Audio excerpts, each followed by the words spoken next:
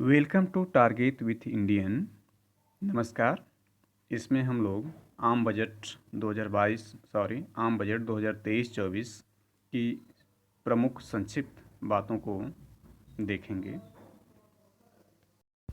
यह बजट वित्त मंत्री निर्मला सीतारमण का 5वां बजट है और 5वें बजट में ये उनका सबसे संक्षिप्त बजट है या सबसे छोटा बजट है। तो बजट के मुख्य प्रावधान या मुख्य बिंदुओं की संक्षिप्त चर्चा करने से पहले हम संवैधानिक प्रावधान को देख लेते हैं। बजट में किस तरह का संविधान में किस तरह का प्रावधान किया गया है बजट संबंधी में। संविधान में आपके अनुच्छेद जो शुरू होते हैं वह 109 से शुरू होते हैं।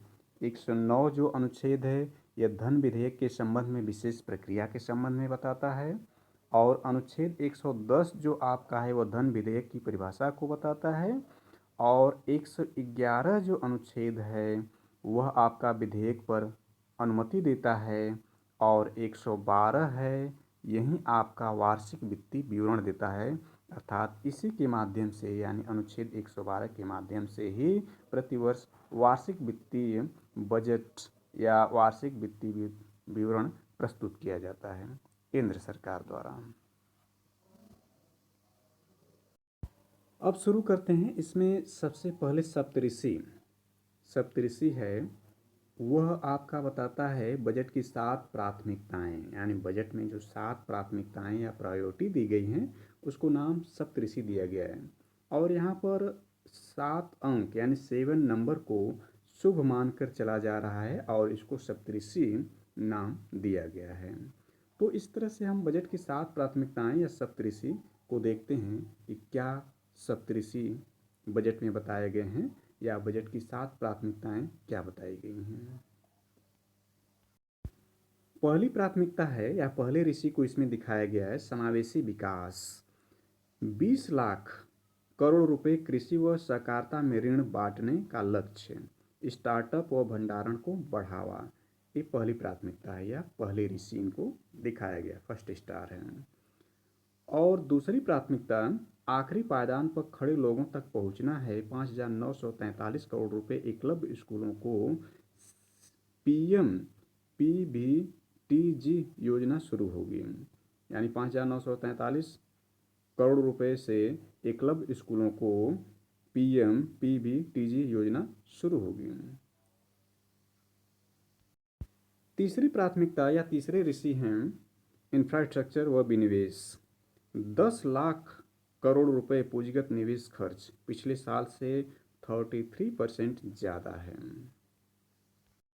और चौथी प्राथमिकता है या चौथी प्राथमिकता वाले क्षेत्र हैं या फोर्थ ऋषि आपके हैं 100 यानी 100 प्रयोगशालाएं बनेंगी 5G सेवा ऐप विकास के लिए और राष्ट्रीय डाटा शासन नीति बनेगी और ई कोर्ट का तीसरा चरण शुरू होगा और विवाद से विश्वास योजना शुरू की जाएगी।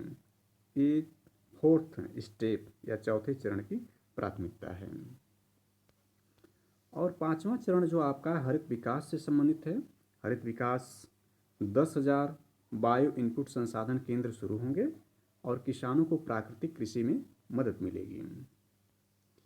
और 6वीं प्राथमिकता है या 6वें ऋषि हैं इसमें युवा शक्ति और इसमें आपका जो होगा योजना या जो क्रियान्वयन होगा वह आपके हैं युवा शक्ति के अंतर्गत PMKVY 4.0 शुरू, कोडिंग, AI यानी artificial intelligence, robotics, 3D printing जैसे पाठ्यक्रम शामिल होंगे। राज्यों में यूनिटी मॉल स्थापित किए जाएंगे, यानी राज्यों में यूनिटी मॉल स्थापित किए जाएंगे। यह युवा शक्ति के अंतर्गत आपके प्राथमिकता वाले क्षेत्र हैं 6वें नंबर पर। और 7वीं प्राथमिकता या 7वें ऋषि हैं वित्तीय क्षेत्र के और ये हैं 2 लाख करोड़ रुपए की कुल ऋण गारंटी MSME यानी लघु और मध्यम उद्योग के लिए। इस बजट में 9,000 करोड़ रुपए का प्रावधान किया गया है। तो ये आपके 7 प्राथमिकता वाले क्षेत्र रहे। बजट की 7 प्राथमिकताएं हमने देखे या सप्तऋषियों को देखा।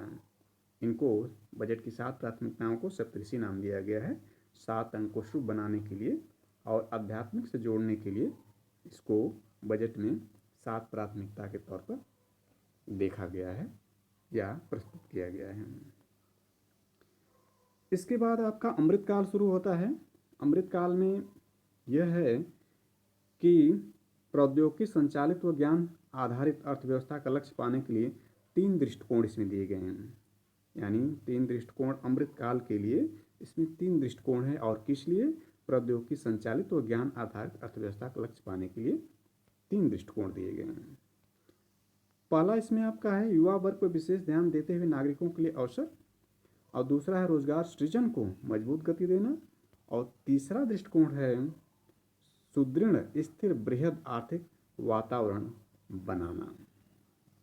इसके बाद अगली महत्वपूर्ण खबर देखते हैं कि बजट में क्या है। ऑनलाइन खेल पर 10,000 रुपये की न्यूनतम TDS सीमा खत्म। इसका अर्थ है कि अब ऑनलाइन खेल पर इससे कम राशि जीतने पर भी TDS के रूप में वसूली जा सकती है। निर्मला सीतारमण का 5वां बजट। रोजगार सृजन के लिए सरकारी खर्च पर भरोसा, बुनियादी ढांचे पर खर्च होंगे 10 लाख करोड़ रुपए। इसमें देखते हैं 89,155 करोड़ स्वास्थ्य मंत्रालय को, यानी 89,155 करोड़ रुपए जो है स्वास्थ्य मंत्रालय को दिया गया है बजट में। पिछले साल 83,000 करोड़ रुपए दिया गया था, यानी इस बार ज़्यादा दिया गया है। जलवायु परिवर्तन से निपटने के लिए 2030 तक 50 लाख टन हरित हाइड्रोजन का उत्पादन होगा। और रक्षा बजट 5.94 लाख करोड़ रुपए का बजट दिया गया, यानी रक्षा जो बजट है वो 5.94 लाख करोड़ रुपए दिया गया है। पिछले साल जो रक्षा बजट था 5.25 लाख करोड़ रुपए था, यानी इसका मतलब इस बार का रक्षा बजट में बढ़ोतरी की गई है और यह बढ़ोतरी 13% की है। ई न्यायालय 7,000 करोड़, यानी ई न्यायालय के लिए 7,000 करोड़ रुपए दिए गए हैं। न्यायिक प्रशासन में दक्षता लाने के लिए ई न्यायालय का तीसरा चरण शुरू होगा। पर्यटन देखो अपना देश मुहिम शुरू की जाएगी। घरेलू पर्यटन को बढ़ावा देने के लिए देखो अपना देश मुहिम शुरू की जाएगी। इसके तहत 50 पर्यटन स्थल विकसित करने के लिए वित्तीय मदद मिलेगी। नेक्स्ट है अग्निवीरों की राशि कर मुक्त। Agniveer carps fund triple E श्रेणी में आएगा। इनका योगदान कर मुक्त होगा। इस पर मिलने वाले ब्याज पर कर नहीं लगेगा। आखिर में जब पूरी राशि मिलेगी उस पर भी कोई कर नहीं है। 3.5 लाख जनजातीय छात्रों के लिए चल रहे 740 एकलव्य मॉडल आवासीय स्कूलों के लिए 38,800 शिक्षक एवं सहायक कर्मी नियुक्त होंगे। 1.97 लाख रुपए हो गई है प्रति व्यक्ति आय, दुगुनी से ज़्यादा बढ़कर के। यानी इस वर्ष जो प्रति व्यक्ति आय है भारत की या इंडिया की प्रति व्यक्ति आय जो है वह 1.97 है, जो कि दुगुने से ज़्यादा बढ़कर हो गई। इसका मतलब पिछले वर्ष जो है इसके आधे से कम थी, इस वर्ष दुगने से ज़्यादा हो गई है, अर्थात 1.97 लाख प्रति व्यक्ति आय हो गई है। 126 लाख करोड़ रुपए के 7,400 करोड़ डिजिटल लेन देन हुए UPI के जरिए 2022 में, अर्थात 2022 में 126 लाख करोड़ का जो लेन देन हुआ है उसमें से UPI के माध्यम से 7,400 करोड़ रुपए का डिजिटल लेन देन हुआ। कृषि में देखते हैं, कृषि 1.25 लाख करोड़ रुपए कृषि एवं किसान कल्याण के लिए पिछले साल 1,32,513 करोड़ रुपए था, अर्थात इस वर्ष जो बजट में कृषि के लिए जो प्रावधान किया गया पिछले वर्ष की अपेक्षा कम किया गया, अर्थात आवंटन कृषि में पिछले वर्ष की अपेक्षा कम आवंटन किया गया है। भारत को श्री अन्न का वैश्विक केंद्र बनाने के लिए भारतीय बाजरा अनुसंधान संस्थान हैदराबाद को उत्कृष्टता केंद्र बनाया जाएगा। इसका आशय ही हुआ कि श्री अन्न जो नाम दिया गया है वह मोटे अनाज जैसे बाजरा इत्यादि जो मोटे अनाज के अंतर्गत आते हैं उनका नया नाम श्री अन्न दिया गया है और इसका जो संस्थान है भारतीय बाजरा अनुसंधान संस्था हैदराबाद को उत्कृष्टता केंद्र के रूप में बनाया जाएगा, भारत को श्री अन्न का वैश्विक केंद्र बनाने के लिए। और मनरेगा जो है उसमें 60,000 करोड़ रुपए खर्च होंगे। पिछले साल 73,000 करोड़ रुपए का प्रावधान था, यानी इस वर्ष मनरेगा में भी बजट का आवंटन पिछले साल की अपेक्षा कम किया गया है। इसके बाद नेक्स्ट है सिकल सेल एनीमिया उन्मूलन मिशन 2047, यानी भारत की आज़ादी की 100वीं वर्षगांठ तक सिकल सेल एनीमिया उन्मूलन का लक्ष्य। जनजातीय क्षेत्र में 7 करोड़ लोगों को होगा स्वास्थ्य परीक्षण। 1 घंटा 28 मिनट 1 घंटे 28 मिनट या 1.28 घंटे में पेश हुआ बजट। निर्मला सीतारमण का अब तक का सबसे छोटा बजट। ऊपर हम चर्चा कर चुके हैं कि निर्मला सीतारमण का यह 5वां बजट था, जिसमें यह आखिरी यानी 5वां जो है बजट, आखिरी नहीं कह सकते, जो 5वां बजट है यह सबसे छोटा इनका रहा और यह 1 घंटे 28 मिनट का रहा। हौसले बुलंद में देखते हैं बुनियादी ढांचा यानी इंफ्रास्ट्रक्चर में पूंजीगत खर्च 33% बढ़ाकर 10 लाख करोड़ रुपए, यानी पूंजीगत खर्च जो 33% बढ़ाकर 10 लाख करोड़ रुपए कर दी गई। 50 एयरपोर्ट यानी 50 नए एयरपोर्ट बनेंगे। हेलीपोर्ट,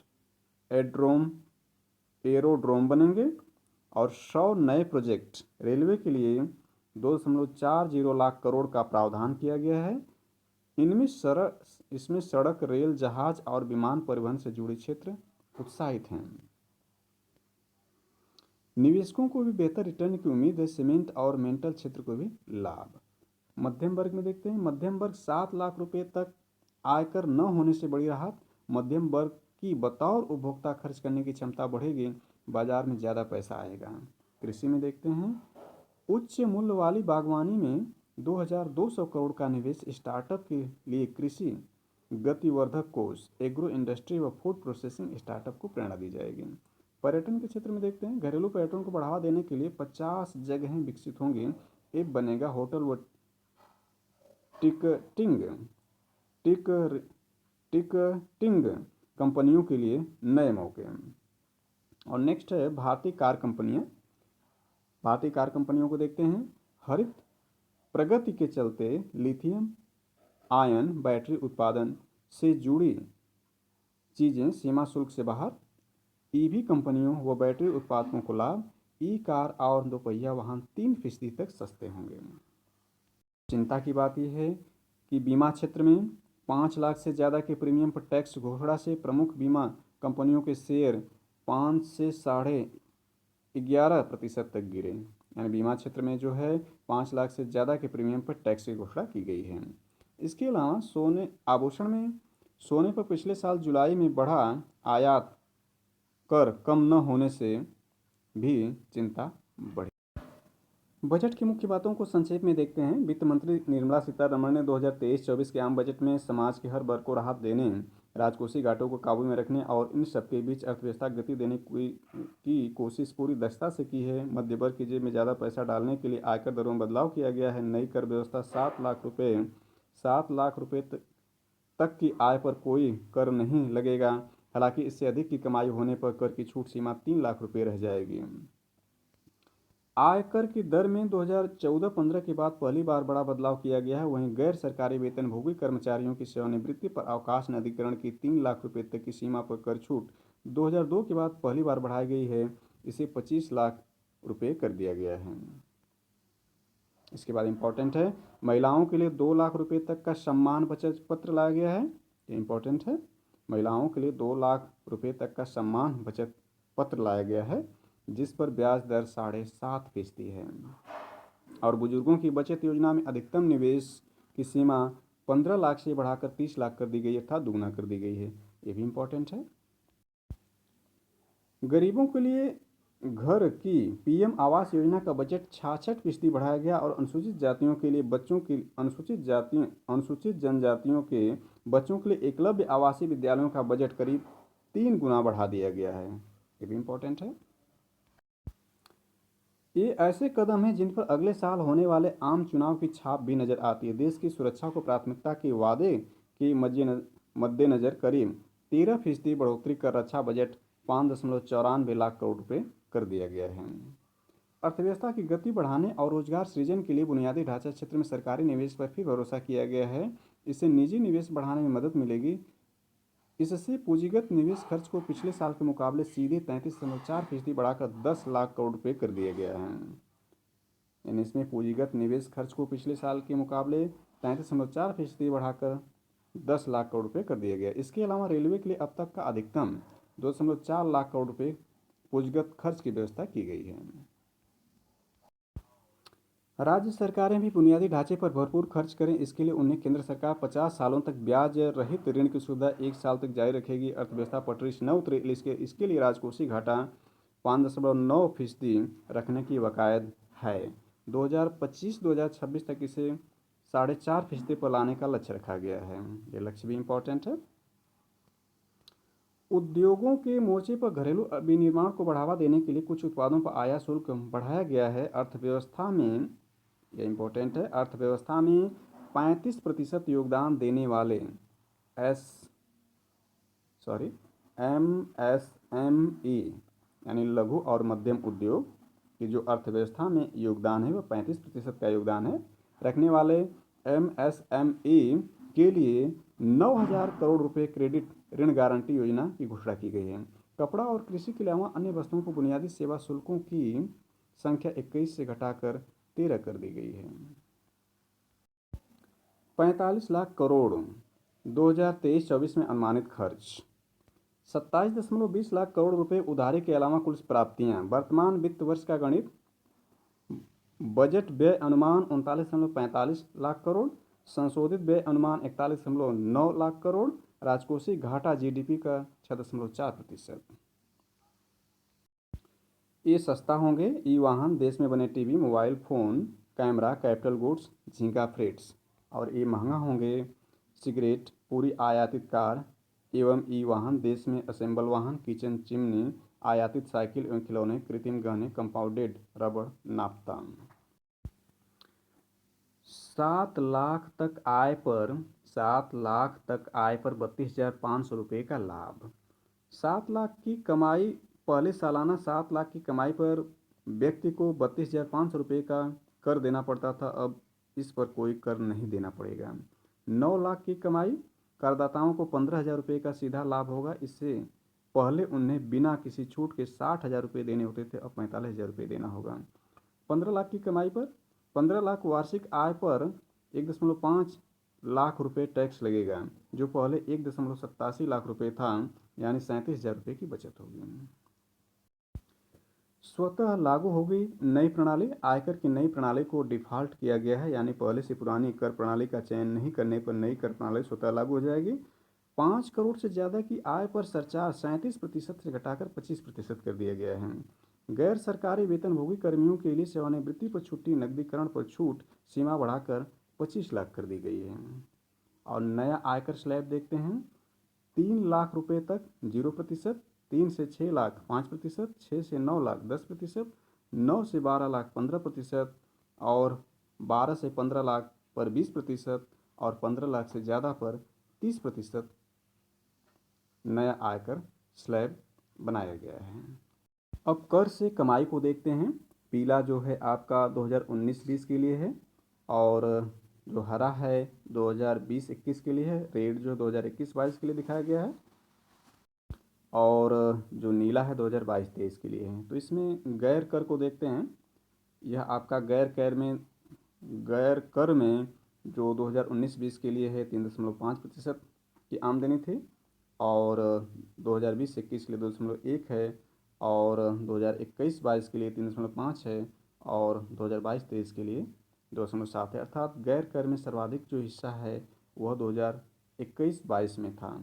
करों का राजस्व में हिस्सा जो कर के माध्यम से जो आय होती है उसमें 2020-21 में सर्वाधिक रहा गैर कर का योगदान, और ये आंकड़े लाख करोड़ रुपए में है। और कुल कर में सर्वाधिक हिस्सा वैसे ये आपका 2022-23 में ही है, 23 लाख करोड़ रुपए है, और 2021-22 में 22 लाख करोड़ रुपए है, और इसके बाद 2020-21 में 17 लाख करोड़ रुपए है, और 2019-20 में 19 लाख करोड़ रुपए था। अर्थात न्यूनतम जो आपका 2020-21 में रहा करों का हिस्सा या करों से आमदनी का हिस्सा। कर से कमाई में देखते हैं आपका जो प्रत्यक्ष कर में क्या हिस्सा है। प्रत्यक्ष कर 11.7 लाख करोड़ रुपए है, यह आपका 2019-20 में है, और इसके बाद 9.4 लाख करोड़ रुपए है, ये 2020-21 में है, और 13.9 लाख करोड़ रुपए है, ये 21-22 में है, और 14.2 लाख करोड़ रुपए है, ये आपका 22-23 में कर से कमाई का हिस्सा है। इसमें प्रत्यक्ष कर का योगदान है। इसी प्रकार से हम अप्रत्यक्ष कर को भी देख सकते हैं कि इस प्रकार से है, और शुद्ध कर को भी देख सकते हैं कि इस प्रकार से शुद्ध कर का हिस्सा है कर से कमाई का। संपत्ति खरीदने पर छूट की सीमा 10 करोड़ रुपए तक। इस बजट में जो अहम बदलाव किया गया वह यह है कि खरीदी गई संपत्ति की कीमत यदि 10 करोड़ रुपए से ज़्यादा है तब नई आवासीय संपत्ति खरीदने पर छूट की गणना केवल 10 करोड़ रुपए तक ही होगी, यानी फायदा केवल 10 करोड़ रुपए तक पर ही मिलेगा। पहले इसकी कोई सीमा नहीं थी। हुनरमंद हाथों के लिए पहली बार विश्वकर्मा सम्मान MSME को 9,000 करोड़ की अतिरिक्त कर्ज गारंटी। जीडीपी की रीढ़ कहे जाने वाले सूक्ष्म लघु और मध्यम उद्योग को नई सौगात। 35% यानी 35% योगदान है लघु और मध्यम उद्योगों का देश की जीडीपी में। 50 लाख तक के टर्नओवर वाले MSME को कराधान का लाभ 65% तक है। कहने का आशय ये हुआ कि 50 लाख तक के टर्नओवर वाले MSME को कराधान का लाभ मिलेगा, और 65% MSME ने ECLGS से लाभ हासिल किया था। यानी लाभ जो किया था वो 65% का किया था, और इसके अलावा 11 करोड़ लोगों को रोजगार देता है लघु और मध्यम उद्योग यानी MSME क्षेत्र 11 करोड़ लोगों को रोजगार देता है। विनिवेश के जरिए 51,000 करोड़ रुपए जुटाने का लक्ष्य। KYC के लिए कारोबारी कर सकेंगे पैन का इस्तेमाल। पहचान और पता अपडेट करने के लिए अब एकल समाधान। विनिवेश को हम देख सकते हैं क्रमशः किस वर्ष क्या रहा है। विनिवेश 2019-20, 2020-21, 2021-22 और 2022-23 में क्या लक्ष्य और संशोधित किया गया था उसको हम लोग देख सकते हैं। और विनिवेश के जरिए 51,000 करोड़ रुपए जुटाने का लक्ष्य इस बजट में रखा गया। उम्मीद। लास्ट माइल मेट्रो कनेक्टिविटी से रियल एस्टेट क्षेत्र की मांग बढ़ेगी। रेलवे से मेट्रो को जोड़ने पर खर्च होंगे 500 करोड़ रुपए। यह मिला पहली बार सड़क से ज़्यादा रेलवे पर होगा खर्च।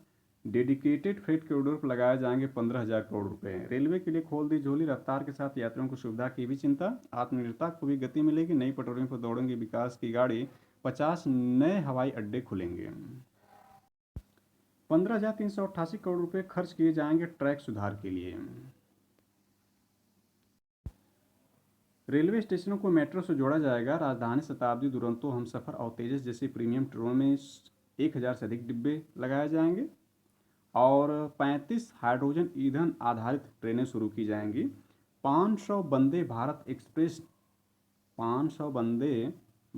एक्सप्रेस ट्रेनें चलाने का लक्ष्य है, और 19,518 करोड़ रुपए मेट्रो परियोजनाओं पर खर्च किए जाएंगे। 75,000 करोड़ रुपए की नई योजनाओं की घोषणा की गई है रेलवे के आधुनिकीकरण के लिए। राकेट व उपग्रह बनाने से लेकर पृथ्वी से चांद सूरज तक नज़र रखने के लिए 12,584 करोड़ रुपए का प्रावधान किया गया है बजट में। और इसमें प्रमुख क्षेत्र जहां खर्च होंगे उसमें है आवंटित राशि में से 11,669.41 करोड़ रुपए विभिन्न अंतरिक्ष परियोजनाओं में खर्च होंगे, और ये इस प्रकार हैं। 9,440.66 करोड़ रुपए खर्च होंगे अंतरिक्ष तकनीकी पर और 1558.95 करोड़ रुपए खर्च होंगे अंतरिक्ष एप्लीकेशन के लिए। रक्षा बजट में 13% की बढ़ोतरी की गई। सीमा पर सैन्य ढांचा, रक्षा औद्योगिक इकोसिस्टम होगा मजबूत। पूंजीगत निवेश लगातार तीसरे साल भी वृद्धि। बुनियादी ढांचा विकास पर खर्च किए जाएंगे 10 लाख करोड़ रुपए। और इसके बाद 33% की बढ़ोतरी, कुल जीडीपी का 3.3% किया गया। और यह जो अभी ऊपर हमने 7 प्राथमिकताओं वाले क्षेत्र यानी सप्तऋषियों को देखा था, उसमें से यह एक है, यानी ढांचागत निवेश। और इसके लिए यह परियोजनाएं दी गई हैं और इस पर खर्च का स्टेटिक्स बनाया गया है। इसके बाद देखते हैं उम्मीद। बजट में युवाओं को शिक्षा और रोजगार के लिए खास प्रावधान करने की आशा थी। यह मिला। युवाओं को खास ध्यान रखा गया है। शिक्षा, रोजगार, कौशल विकास और स्टार्टअप को लेकर कई अहम घोषणाएं की गई हैं।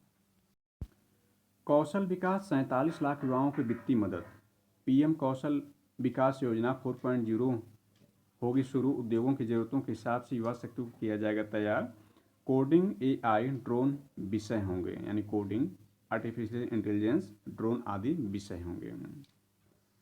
30 कौशल केंद्र स्थापित किए जाएंगे देश भर में। अभी जो है फिलहाल में उड़ीसा के भुवनेश्वर में है और फिलहाल में अभी उत्तर प्रदेश के वाराणसी में इस तरह के कौशल केंद्र स्थापित किए गए हैं, अर्थात 2 फिलहाल में है और इसको 30 कौशल केंद्र स्थापित किए जाने का प्रावधान किया गया है। शिक्षा बजट में 8% की वृद्धि, यानी शिक्षा में मात्र 8% की वृद्धि की गई है। उसको देखते हैं किस तरह की वृद्धि है। शिक्षा के बजट में करीब 8% की बढ़ोतरी की गई। शिक्षा के लिए 1.12 लाख करोड़ रुपए मिले हैं, जबकि 2022 में आंकड़ा 1.04 लाख करोड़ था। उच्च शिक्षा के लिए 44,094 करोड़ रुपए और स्कूली शिक्षा के लिए 68,408 करोड़ रुपए मिले हैं। 5,350 करोड़ रुपए का आवंटन किया गया है विश्वविद्यालय अनुदान आयोग के लिए, यानी यूजीसी के लिए जो आवंटन किया गया है वह 5,350 करोड़ रुपए का किया गया है। 8.3% रही दिसंबर 2022 में बेरोजगारी दर और 60 लाख रोजगार सृजन का लक्ष्य रखा गया है 2022 के बजट में, यानी 60 लाख रोजगार सृजन का लक्ष्य रखा गया था 2022 के बजट में। और 38,800 शिक्षकों की भर्ती एकलव्य मॉडल स्कूलों में की जाएगी। इसके बाद एक इम्पॉर्टेंट ये भी है, सबसे युवा आबादी वाला देश भारत है। अर्थात संयुक्त राष्ट्र के मुताबिक भारत दुनिया का ऐसा देश है जहां सबसे ज़्यादा युवा रहते हैं। इस समय देश की 27% से ज़्यादा आबादी युवा है। 15 से 24 साल के बीच आयु वर्ग वालों को युवा माना जाता है। 5G आधारित एप्लीकेशन विकसित करने के लिए 100 प्रयोगशालाएं विकसित की जाएंगी। बच्चों और किशोरों के लिए राष्ट्रीय डिजिटल पुस्तकालय, शिक्षा के क्षेत्र में काम करे एनजीओ की ली जाएगी मदद। और एक वेरी वेरी इंपॉर्टेंट खबर को अब देखते हैं।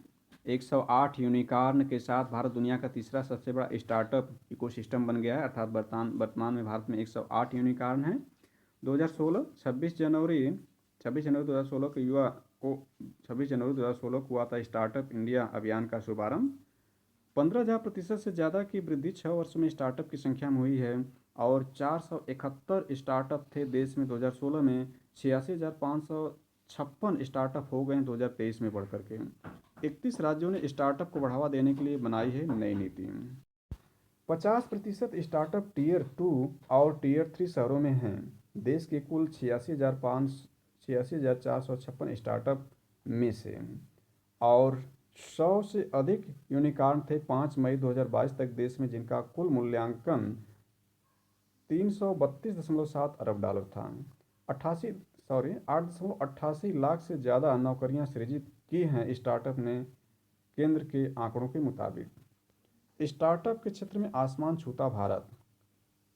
16 जनवरी को मनाया जाता है भारत में स्टार्टअप दिवस, यानी 16 जनवरी को स्टार्टअप दिवस मनाया जाता है क्योंकि 16 जनवरी 2016 को भारत में स्टार्टअप की शुरुआत की गई थी।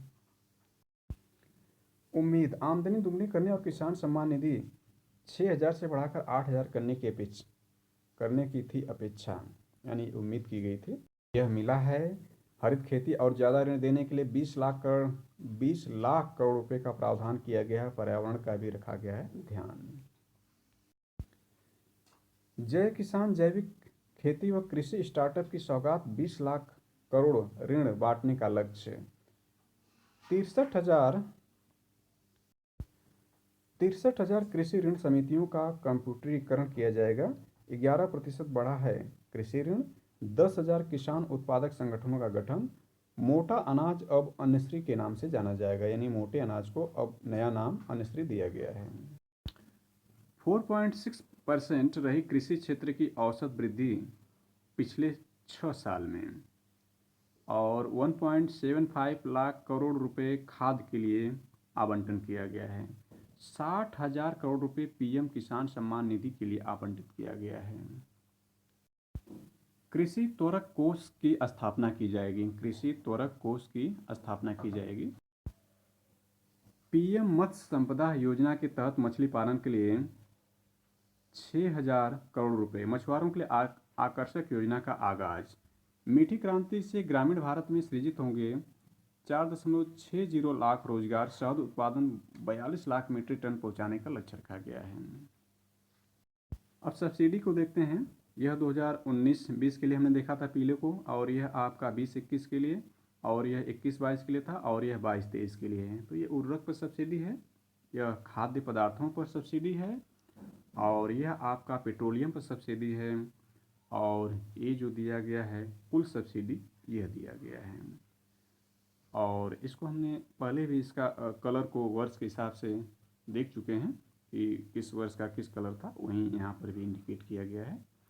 और बागवानी के लिए 2,200 करोड़ रुपए का प्रावधान किया गया है। इसके अलावा कृषि कर्ज के लिए बढ़ाई गई पहुंच, यानी लोगों की जो पहुंच है वह ज़्यादा कर दी गई है, और यहाँ जो दिया गया है लाख करोड़ रुपए में 21-22 में 15.8 थे, और 22-23 में 18.6, और 23-24 में 20 लाख करोड़ रुपए कर दी गई है। कुल मिलाकर के 1.94 करोड़ किसानों के पास कृषि क्रेडिट कार्ड है वर्तमान में।